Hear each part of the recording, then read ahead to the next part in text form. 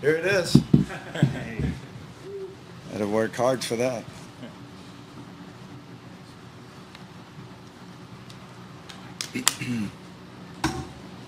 Bernhard Langer, 43rd U.S. Senior Open champion. How does it feel? Feels awesome. It's been a long time coming, but very, very happy. Never thought it would happen at a U.S. Senior Open, but I'm very thrilled that the record of 46 wins happened this week. It's certainly one of the greatest tournaments we ever compete in, and to beat this field where everybody was here, especially Stricker and Kelly on their home grounds, is a very special feeling. Very grateful. We're going to open it up for your questions on your right. Congratulations, Bernhard. You talked about your faith on the 18th green. Can you talk about how it helped you through some of the tougher moments today? Yeah, absolutely. I'm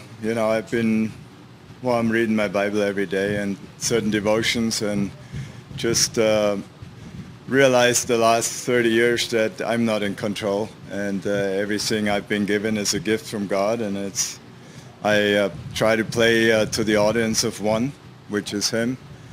I'm not too concerned about people, even though I love Him and I care about Him and I want to entertain Him, but the key is to have a grateful attitude, a thankful attitude, because I have so many reasons to be grateful and thankful for.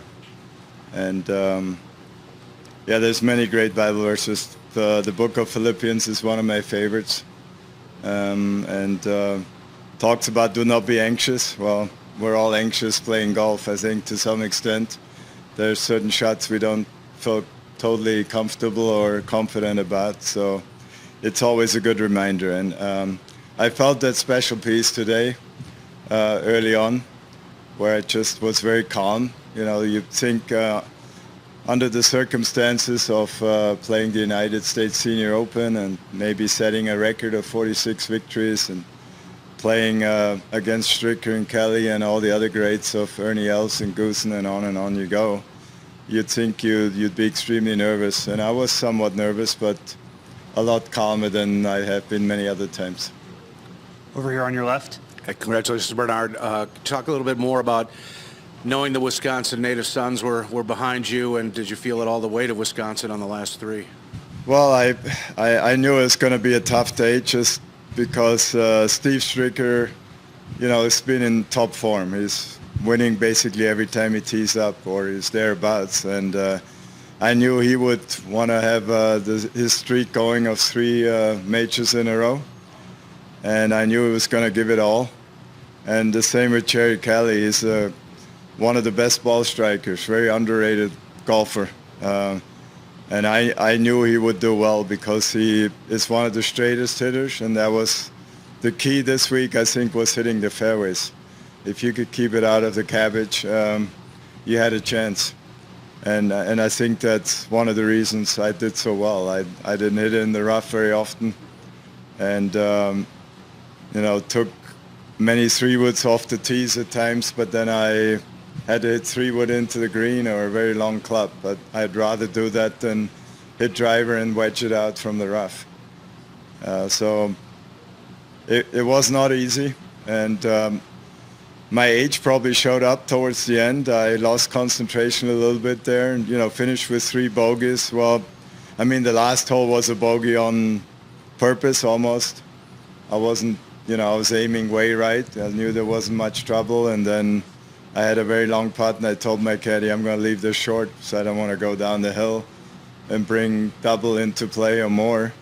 So it was pretty much a bogey on purpose, but the other 2 were just, poor putts. I was twice unlucky where the ball just rolled into the fairway bunker, and I made 2 bogeys that way, but that's how it is out here.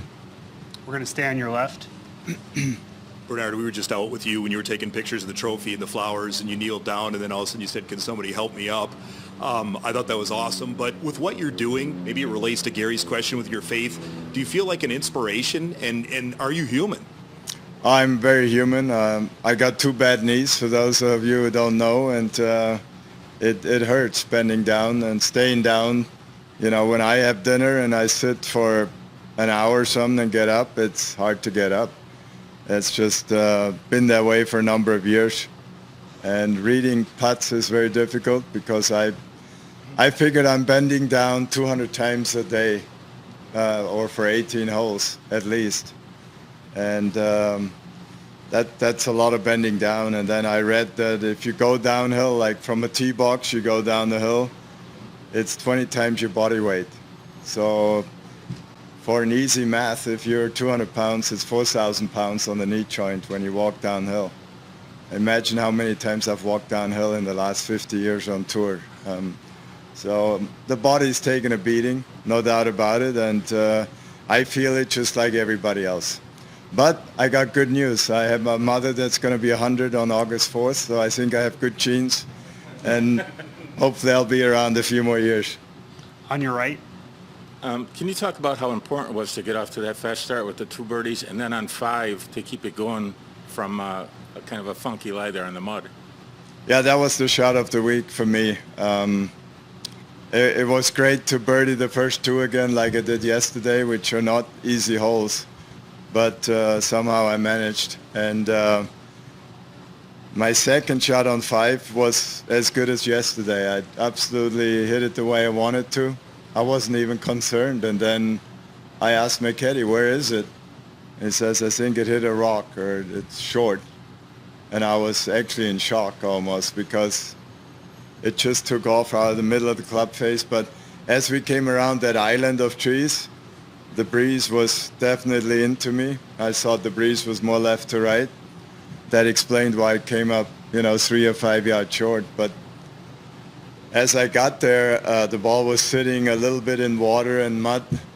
And so I immediately said, I'm going to play this. I just got to hack it out on the green somehow and get away with par, hopefully.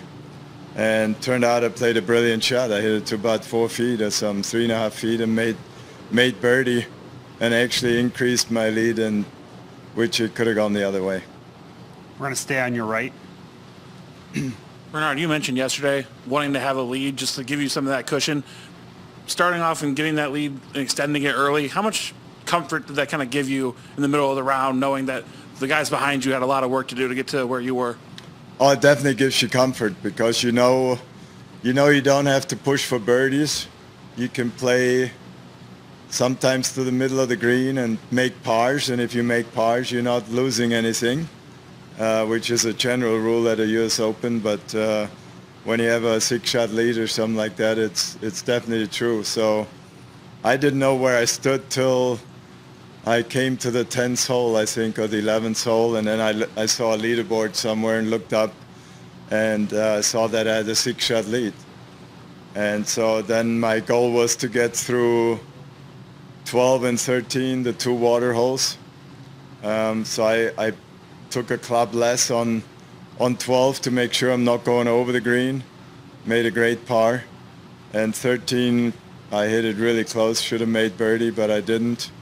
So that was very encouraging to get through those 2 holes with actually a birdie chance. And just played really solid from that on. I 3-putted, 16? 16, I 3-putted, really shouldn't have from nowhere. And then 17, I hit a good tee shot, rolled just into the bunker. And again, from there, you don't want to take on the flag and maybe go in the water long. So I played it up front and then 3-putted again from just off the green. But I knew my cushion was big enough I was hoping in the morning to have a 2 or 3 shot lead coming down 18. And that's what I had. So I could afford making bogey and still feel comfortable.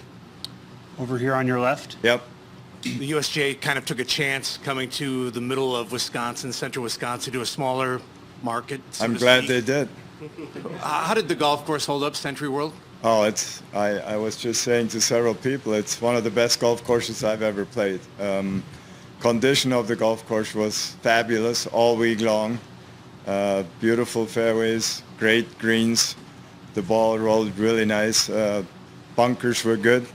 Rough was a bit juicy, but it's the same for everybody, and it's a U.S. Open. So my hat's off to the greenkeeping staff, to the owners of Sentryworld, and they got a jewel here. It's a really beautiful spot. Over on your right. Congratulations. You've won a number of majors on the senior tour, the Champions Tour, and the regular tour. I know it's probably hard, but how would you rate this one?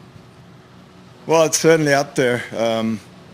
Obviously, my 2 Masters wins probably still mean more because it was on the regular tour, but I wish I had won the British Open. I had plenty of chances and just couldn't do it at some point. But having won more majors on this tour than anybody, even Jack Nicklaus or Arnold Palmer or Lee Trevino or Gary Player, you name them all, that's incredible. And now to add one more at age, I'm almost 66, so my caddy just told me the average age of the U.S. Senior Open winner is 52. And here I am almost 66. So the odds were definitely stacked against me. But I don't always go by odds and what's written on paper. The golf ball doesn't know how old we are, and we do the best we can. On your left here. As we get older, we think more about history, at least some of us. And when you talked about your Masters wins and now you have 2 U.S. Senior Open wins, it's only Nicklaus, Player, and you. I don't know what that means to you or if you look at history that way. Well, it means a lot. Whenever, your name is mentioned with these guys, Nicklaus, Player, whatever, Palmer, Trevino, many others, it means you've done something very special because they were extremely great champions and legends of the game. And I'm very fortunate to be mentioned amongst them. I think that's it. Thank you. Thank you. Appreciate you all. Thank you.